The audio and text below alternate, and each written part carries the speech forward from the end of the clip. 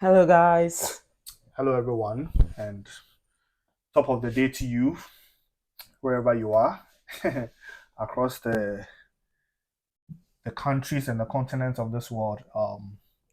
Welcome once again to this live broadcast that is coming to you on Facebook and YouTube.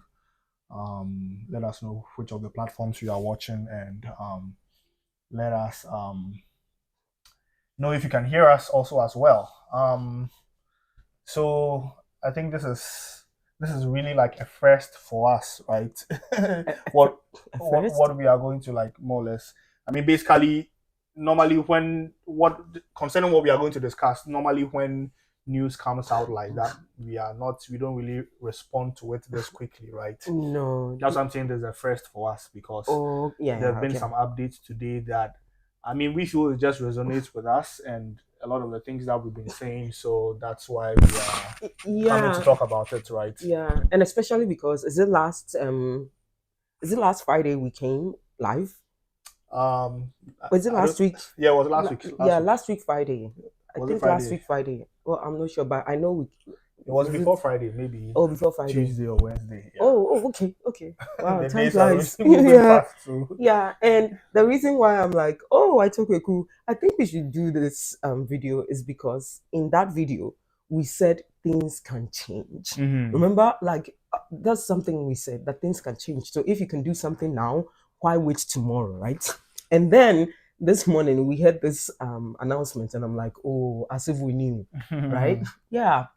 yeah, and that's So always the case. I think that's something that we constantly see. And I mean, over the weekend, we met with some international students, and the message was the same that things change rapidly. So do not wait to do later what you can do now, yeah. right? I think that's the main essence of a lot of things that we share. That things change so rapidly, right? Policies can change in the Mhm. twinkling of an eye, and so you don't know Yeah. what would happen tomorrow. So if you can do it Mm, today, do it today. yeah. So we've kind of like seen this coming or we've heard about it, but I think today more meat or more flesh has been added to this issue regarding how to effectively manage the numbers of international students coming into the system. Because I mean we've done videos about this like Yeah. weeks and months ago, talking about how the increased numbers of international students is affecting Housing. so many things, Yeah. housing, especially housing and jobs, right? Yes. And what the government is doing about it, because for a long time it seemed as if the government was not doing anything about it, and they were just continuing to give people visas, and like the number of student visas being Well, given out was just going up and up and up. yeah, well, me, I've always had this mindset that we're all liberals, right? So let more people come. So honestly, I didn't see this coming. Yeah, it's gotten to Yes, I didn't see ahead. this coming. Yeah, because of the liberal mindset, as we were talking about last week. Yes. And even I've watched some documentaries, and the way the discussions in those documentaries were going, maybe I felt like, oh, I don't think this is something they are thinking of doing anything about. Yes. So hearing it this morning, I'm like, oh, okay. So it Yeah, like seemed like actually there are, hearing it, because I yeah, think hearing it. we so the immigration minister, Mark Miller, Minister of IRC, so Immigration, Refugee, and Citizenship Canada, some time ago spoke about Mm. possible caps to international student visas, the number of visas being given to international students to come and study here, right? This was Yeah. mentioned sometime last year, but today it's like actually, and I think even last week there were rumors that okay, some details have come out. I think there were some leaked documents, and I but see. they didn't like they won't come and confirm it, right? But today we heard it from today we have heard it from the horse's own mouth, Okay, as they'll so say what it. is the news? So I mean, there are a number of things, right? There are a number of things, but number one is that we definitely heard from the Minister of Information that there's going to be a 2-year cap on student visas. So for the next 2 years, they are going to be capping students study visas that are going to like international students. Mm. And the document that had leaked, they talked about they trying to get back to around 2021 levels, Oh. where I think this year I don't remember the statistics, but it's been like last year from January to like November or something, about almost 800,000 student visas were issued, Yeah. which was quite of like a jump, has been a jump over the past couple of years, especially from 2021. I feel after the pandemic, things kind of changed, because of the lockdowns and how students couldn't come to Canada and there was online learning. I feel that the government, like, we need to go back to the levels of where students were really coming in. But I think they overdid it. Yes. So rather than doing it, gradually, they just kind of like opened the floodgates, and now things have gotten to a point where it's like we need to go back. Sankofa, as they say, we need to go back. So today, the minister said that there's going to be like a 35% reduction from 2023, the number of visas that were issued out to students in 2023. So they are saying that for this year, they are going to approve only 360,000 student visas, right? So that's a huge that's a huge cut, like 35. So that means that if my math is right, a 35% reduction. So that means that it's about yes, as I said, if it was about 800,000 last year, then 360,000 is like, about a 35% reduction, right? Or they are going to reduce it by that much. Please don't, my math is not math. But yeah, basically 35% reduction. Math. Are you not a like science student? 360,000. Yeah, please. I had A in elective maths. So why is your math not mathing? If you had A in elective mental. It wasn't mental. It was this one written exams. We can't even pardon you. Now, in addition to that, there's going to be a quota system. I think this is where the rubber meets the road. There's going to be a quota system because it has been seen, and that's one thing that I always hear, is that the government always collects data and statistics about like immigration, especially. So the numbers of student visas that are being issued, where these students are going to study, the students that are actually enrolling, those that are not enrolling, like they know all of these things. They know all of it. So that's how come they can see that some provinces are disproportionately getting most of the numbers of international students than others. Number one, Ontario. It's like everybody wants to come to Ontario. But why does everybody want to come to Ontario? Because this is where the action is. Really? You see, unfortunately, Canada doesn't have that many large cities. Like, have you been to BC? Like, BC, oh my goodness, like, it's so cool. It's so nice. But I mean, if you ask me to live there, I will live there. And honestly, the truth is, I don't mind living on Ontario. If that's where God needs me to be, I will go. But it seems like some people, it's like it must be Ontario. And for some people, even it must be Toronto, or it must be and this or this or that. Of population size. Ontario has the largest population size of all the provinces, and then it also has the largest number of immigrants, and people like to go where they already know people and where they have their established communities there. So you can't blame people for wanting to come to Ontario and want to go to Toronto because that's where most of the people probably have some friend or a family member or something there. So right, and it's easier moving from one town to the other. Let's say, depending on where you live, you could go to Ottawa and get to Toronto, or get to Kingston, get to, like, I mean, people like to go where the action is, like where and I mean, come to think of it, places like Toronto and the Greater Toronto area have more opportunities for jobs and things like that. So people want to go where there is opportunity to as well. So you can't really blame them, right? You can't really blame them. Let the Lord lead you. But I mean, in terms of what the government says they are going to do, so there's going to be a quota system, and each province is going to be allotted a specific number of visas that they will be allowed to issue out to their students. So what is going to do is the federal government is going to do the allotment, and then the province is going to decide which schools are going to get which number of or which institutions are going to be allowed this further number of visas. Can people hear us? I just want to be sure. Oh, yeah. Just so that we are not talking to the wind. Yeah, I think. Let's see. That it can. Because we've had this, experience before. No, talked, and then. I think we are good there. We are good. Okay, yeah. So it says that the federal government says this will result in much more significant decreases in provinces where the international student population has seen the most unsustainable growth. Right, so it's like growth that is just explosive and unsustainable in terms of, especially of housing and jobs and basic like infrastructure and things that are needed for the society to run well. And you know the interesting thing, I remember some years back, if you were looking for a job at, let's say, Dollarama or Mhm. Freshco or these jobs like these stores, it was easy. You had a choice. Like, basically, oh yeah, you like can decide. you go, I and then the next minute I they don't call, yeah, I don't want to work here. I want to work I want here. to work here. The next minute they call you, some kind of job, blah blah blah blah. But now it's like I talk to people, and It's even hard. jobs in these, in these grocery Like the stores most, and like, shops and basic things like types of this, jobs are it's even hard it's to hard come for by. students to get to do, right? Yeah. So Even though the visa is still saying you can work how many hours. oh Like, yeah, I mean, the as for visa that, is is them. giving you the chance to work as much as you want, but are the jobs there? Are the jobs there? That's also another major thing to be considered. So there's going to be a quota system, and then the province is going to have to distribute it.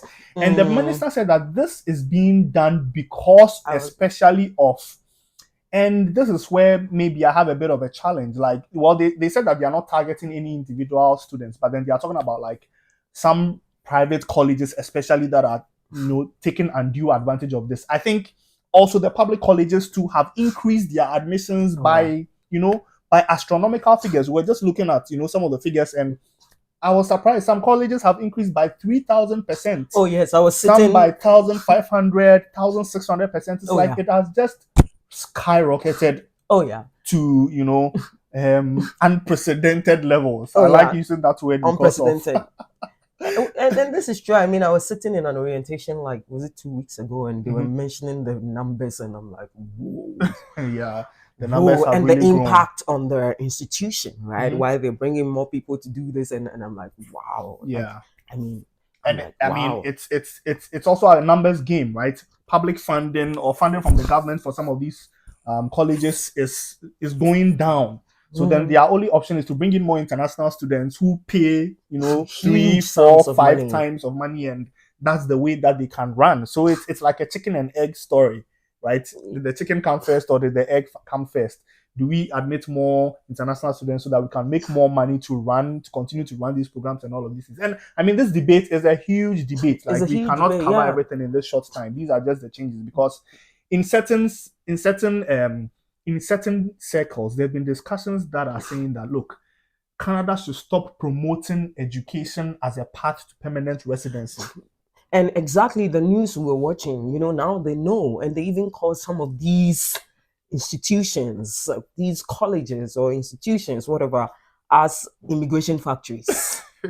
Like, they're saying they are not even schools. Yeah. You know why? Because they are not matching up to the quality of the Canadian education system. Yeah, like quality is going down. Yes, and Canada wants to make sure, and Canada wants to protect their education system to make sure that if we are admitting international students, then we are giving them the quality that is due them. Exactly. Yeah. Right? But now they see that there's been some compromise, and so they want to cut down on things so that quality can be maintained. Yeah. So it's not like a personal attack on anybody. It's just for the benefit of people who will be coming through the institutions. Exactly. Right? It's somebody's country, and they are putting in measures and systems to make sure that the standard, the reason why you want to come to Canada, is maintained. And it's actually to get a good education, exactly. Not just a pathway to immigration. Yeah, the school system shouldn't be immigration factory. Yeah. No, if you're looking for immigration factory, go through the PR.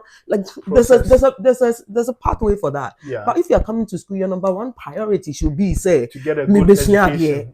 And for good education, which is why you're leaving your country. Yeah. But right now, people are coming to school, and it's not we all know, right? It's not because of that. Yeah.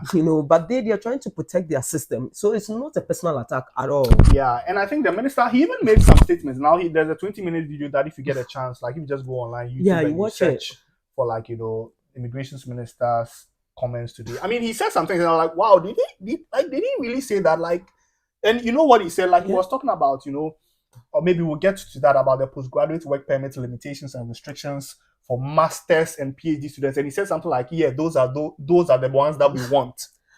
Because and I was like, whoa, did he really say that? Like, these are the people that we want? So what's he trying to say? Because, and especially at the PhD level, that it's an investment, right? How many people will come and say, I'm coming to do a PhD, when it's not that they really want to come to school? Yeah. Maybe you find one or two.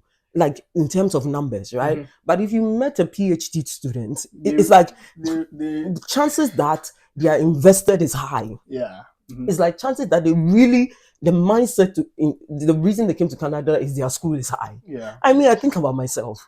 Even though a hustler girl in Ghana, when I was coming to Canada, the goal wasn't I'm coming to stay in Canada. Like my whole mind was on I'm coming to Coming to finish my school. PhD. Mhm. So yeah. Yeah, I mean, he made that statement. I was like, That's why they wow, may make a like, did statement you like really that. say that these are the people that we want, like masters Mm. and graduate students? So, what about the college students? You don't want them? Well, because they've noticed that it's become like an immigration factory. Yeah. Yeah, So, they've noticed. So yeah. that's why they're saying that. Yeah. So, I mean, yeah, it's an ongoing debate which has Yeah. many sides to it. Now, other developments say that in addition to the cap, the the federal government will also require international students applying for a permit to provide an attestation letter from a province or territory.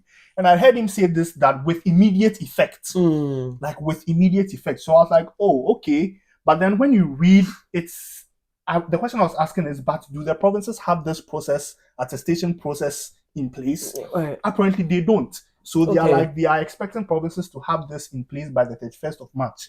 So I'm like, if you are saying effective immediately, what is going to happen to someone who is applying today? How would they get a letter of attestation? So you realize that there are some gaps that need to be filled, right? Anyway, that's the good news for some people who currently may have college admissions. I saw some people in our inbox asking that they needed help with study plan and things like that. I feel like those people, they can quickly, they can quickly apply and it may not apply to them. Yeah. That's what I'm thinking. Yeah. That if you fall in that category, maybe now you have you already have the admission and you need to apply for your study permit, blah blah blah blah. Just do it. Just do it fast. Yep. Otherwise, you never know what this may apply to you. Yeah. Like whatever. Yeah. Now going on to I think these are some of where the meat of the changes are also really drastic. Going on to how the postgraduate work permit is changing. Now, previously, it's like anyone who attended an institution which is a designated learning institution and will qualify for a postgraduate work permit is able to apply for the postgraduate work permit after they finish that institution. Now, the immigration minister said, and this is where there might be some clarity needed. He said that it is effective. This is effective from September 1st. Anyone who enters a private public college or who takes a program which is as a result of a private public collaboration is not going to be eligible for a postgraduate work permit from September 1st. And I think that one is kind of like, that one has given, there's a bit of time in that space, right? Yeah, from now to September, you mean? Yeah, so what is happening is that there are some private colleges who have been certified by public colleges to administer their programs, right? So you have a lot of these private colleges coming up, and then this thing happens, at least I know in Ghana, you have some of these new universities who have partnered with the established universities. Yeah, so that when you finish, the degree is not even coming from the school that you went to, it's coming from the affiliate university. So yeah, I know your that, transcript, everything. Yeah, I know that till they are, I think there's something not till they are given a charter or something like that. So I think for some time, like students, maybe if you go to Central University, your degree will come from Legon, or if you attended, I think even Asher said their degrees were being from UCC or something like that. So now they are saying that they've seen that collaboration is part of the problem, where a lot of international students are using that loophole to, and he referred to it as a loophole, like using that to get into the system and to get postgraduate work permit. So from September 1st, is no longer going to happen, right? So then that leads me to, okay, some of these private career colleges, he said this is going to apply to those who have collaborated, the private institutions that have collaborated with the public institutions. Now, I know some of these private colleges, you can go there and still get a postgraduate work permit. So what I'm not sure if is whether these private colleges, all of them have this private-public partnership. Okay. Right? Because we know there are some private colleges, if you go there, you can't get postgraduate work permits. That one is there. But this private-public, because I know quite a few popular ones, right? Maybe, for example, like Toronto School of Management, they have some partnership with Niagara College. So some people go there and then they take the courses and then they're able to get the postgraduate work permit. I don't know if all of these colleges fall under this, all these private colleges fall under this new regulation. So if I were you, I would watch out. I would watch out, because more details have to come out for some of these announcements, right? Like specific institutions, specific programs, that information has to be provided. I think they'll bring more details. As I said, this is just more or less like a high level announcement. The details would come out with time. Normally IRCC have they call publication manuals, or they have manuals, instructional manuals for IRCC officers to use to guide them in the decisions that they take when it comes to like granting these visas, right? Now, they also said that graduates of masters and other short graduate level programs will soon be able to apply for a 3-year work permit. Now, I think this is good news, right? Because 1-year masters programs can now get 3-year work permits, which is right? Yeah, because previously your work permit was tied to the length of your program. So I think even this is something that I've always kind of like not been able to say for sure 100%. Those who do 1-year masters, do they qualify for 2 or 3-year work permits, or how does it work, right? But now they are saying that certain graduates of masters and other short graduate level programs will soon be able to apply for a 3-year work permit. I don't know what these short graduate level programs are, but it is definitely not a graduate certificate, right? No. You see, it is not considered, although it has the word graduate, it is not really a graduate level program, because the prerequisite for it is not a bachelor's degree. Remember what we were talking about? The prerequisite is more or less like a high school degree. So this also needs some more clarification so that we can actually understand exactly what they are saying. You want to say something? No, I think that's what you said. I think at least we know it applies to people who are doing a master's that is only for 1 year, right? Yes, and there might be a few programs that also may be short and considered graduate programs, but they can also apply for a 3-year work permit. And then they said, or they have said that also only, and this one, they didn't say it is effective September, but then they said that like in the coming weeks or months, open work permits will also be made available to the spouses of international students in master's and doctoral programs, right? So, an open work permit, that is if your spouse is a student, whether they are studying in the college, whether they are studying in the university, you are eligible for an open work permit. They said this is going to change. And this is where, we are not sure when this is going to start, but then it looks like it is something that is going to, in the weeks ahead, open work permits will only be available to spouses of international students in master's and doctoral programs. The spouses of international students in other levels of study, including undergraduate and college programs, will no longer be eligible. So all these courses at the college level, what are some of the names? Like graduate certificates, diplomas. As long as it's in a college, you are not going to be eligible for an open work permit. So if you know that you want to apply for your spouse for an open work permit, I think you have to apply today. Because you don't know what is going to happen, right? And I mean, again, back to what we've been saying, if you can do something today, why wait tomorrow? So some people are already here, right, in the colleges, and they're studying, and they haven't applied for their spouses yet. Please, you don't even have time. I mean, I know sometimes that people want to come wait for a while in the STEM before they apply, right? Which is good, right? But now with this new development, like no one knows like what's going to happen and when they are going to start. So I mean, this is a huge one. This is a huge one because I feel like most people who come to these colleges, I mean, aside the opportunity to stay in Canada afterwards, another motivating factor is that they can come with their spouses, and their families, or that they can come and be here for some time, and their spouses will come. And I mean, think about it, like it's good if you can have your spouse working to support. Work to support. Right? We know so many people who fall in this category, and I mean, once your spouses come, you see that by God's grace, life is like a bit the easier for pressure, them. The pressure is less, pressure right? is less. I mean, imagine just one person, here, and two people. The Bible even says two is better than Two are one, better right? than one.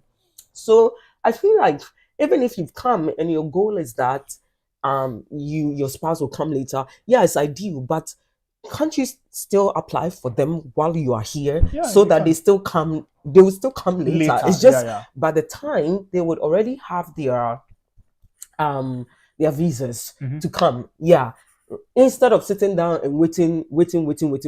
I think this Yeah. is huge. I feel like this is going to affect so many people. It is. I think so. What would happen is that between now and September, if you are not able to get your spouse in, then what happens is that after you finish your school, you apply for a postgraduate work permit and include your spouse on that application, or your family. If it's your family, you need to include them on that application. But I think things are looking pretty shaky. Like, things are looking pretty shaky now. So what is going to happen is, you see, there's going to be a massive surge of open work permit applications, right? Yeah. Like, with this announcement, trust me, see. And one Everybody thing will be applying. one thing that the minister made note of, he said that they are also doing this because they have seen certain trends from certain geographies. I am not going to mention any names, but a lot of these things that are happening, it's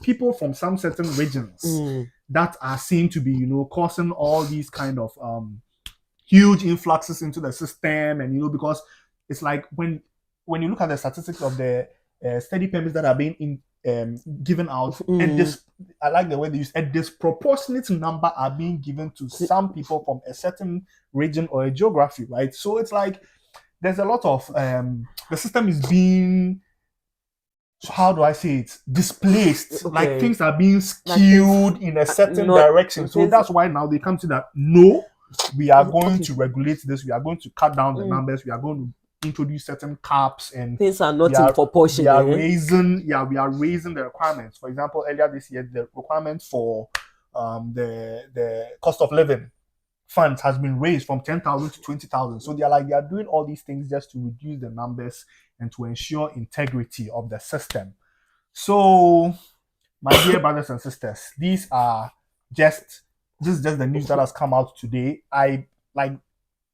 Definitely details need to come out. Yeah. Yes, more information needs to be thrown on these things, or this information that is coming out. So please keep your ears tuned. And once again, disclaimer, we are not immigration consultants or agents. We are just sharing information that we know based on understanding of the system and how things work. So also go and do your research. If you find it's one of these categories, ask yourself, okay, so what are my options?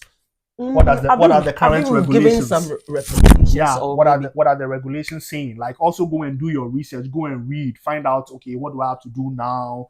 What is the next step that I should take? All those kind of things, so that you are also well informed and the next steps. I'm laughing because I think this lady is Indian, and I was watching the video, the news item, and then to end their news, she said, so if you are not here and you want to come, just know that this is not the best place to come. And I'm telling you, this place is not ready to receive you. That's it's what not ready saying. And I'm telling you that you've come, you don't want somebody to come. She didn't say don't come. She said it's not ready to receive you. I mean, which is the truth. Saying don't come. Yeah, and I'm bringing this even here, like on a lighter note, just to say that some things, when people come out to say, that's what most people normally that's how people interpret it, right? Okay. That maybe you don't want, because they don't want you also to come, because clearly this lady is an international student or whatever they are. But I think my final words, and this is more just emphasizing the recommendations, because as we were talking through these things, I'm like, okay, so what advice can we give to people? What can people do? I think one of them is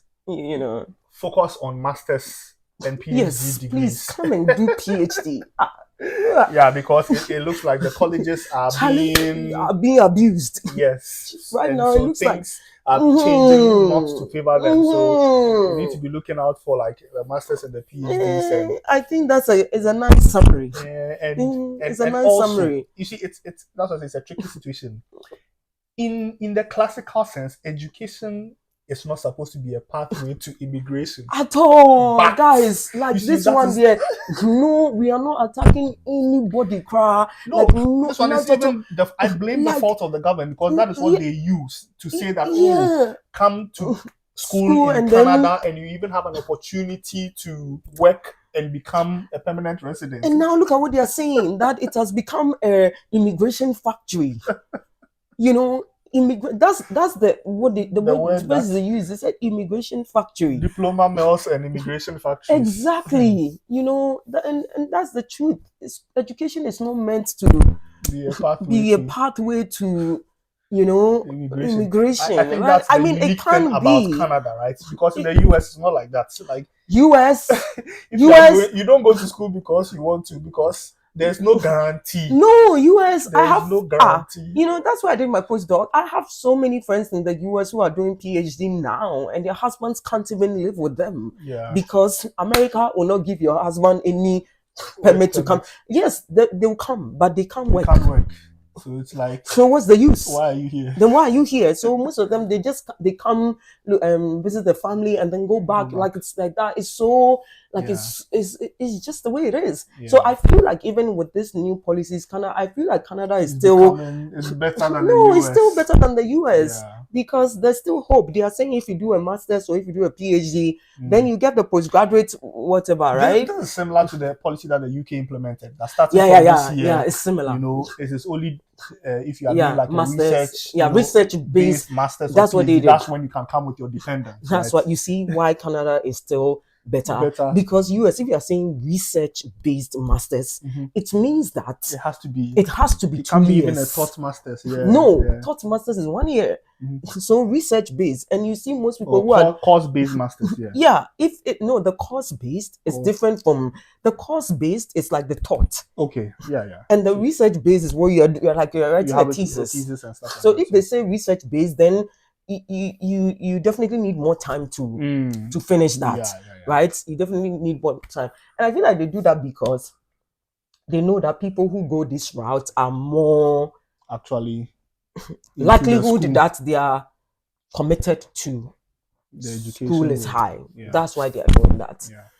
Yeah. So guys, please find time to watch the video. Maybe we'll post the link there, but it's really interesting to hear the remarks. I even heard him talking about like students who are doing Uber and things like that. Like but why? So what? Shouldn't they do the Uber? He was like, it is not the responsibility of the government to ensure that students have jobs or something. I was like, wow, he made some pretty bold statements. So I mean, find that video and go and watch it. Maybe we'll pin it in the comments so that you can watch it and then. Think about it. I mean, colleges are good, especially for these practical. That is the intention. Yes, that is the intention. Like this practical hands-on skills, trades. Yes. But now it seems like it's becoming something else. So they are trying to redirect. The focus so that they don't lose their credibility. That's the thing. They don't lose their quality. One day they don't want somebody to stand somewhere and say. Actually, I've seen some discussions online, Reddit, talking about some of these colleges, and some of the comments are like, I was like, wow. Like some people have said, some employers are saying that we are not going to consider students from this school. We shouldn't be the case, right? Because they've seen that most of the graduates from there, they are good. They are not good. They don't have the skills. So it's like, if they see your resume from this school, they are not considering it, which is really also... Which shouldn't be the case, right? So it's making things difficult for everyone. I mean, all the people in Ghana, those times who will travel abroad, why? Quality education, right? Yeah. But if that quality education is being, compromised, then I won't blame the government for trying to fix things. Yeah. Anyways, this was just a brief update on current developments. So please let us know what your comments are. Let us know what your thoughts are. If you have any questions, drop it in the comments and let us see how we can also be of help. So I need to respond to some of you emails and messages. I will respond to you, or we will respond to you. So please have patience and the queue is long as always. So we'll get back to you when we can. All right. Thank you very much. Have a good day. Bye. God bless you. Bye.